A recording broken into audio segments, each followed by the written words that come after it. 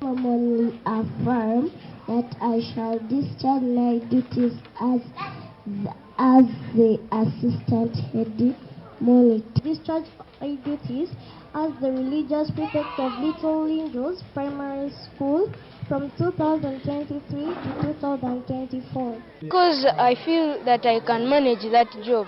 Because I feel that in primary I can perform well and I get that degree of engineer of flights. So that I feel I can do it. Helping the poor.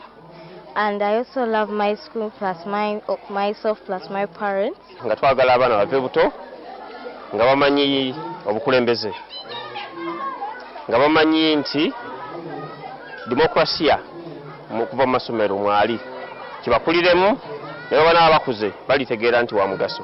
Zifudde nnyo mu baana abazadde bafuuse nnyo bizi tebakyafa ku baana naye ffe tufubye nnyo okulaba nti abaana bano tufuba nnyo okutuula nabo ne twogera nabo ne tubabuulirira kubanga bamaama we batali ate ffe twafuuka bamaama.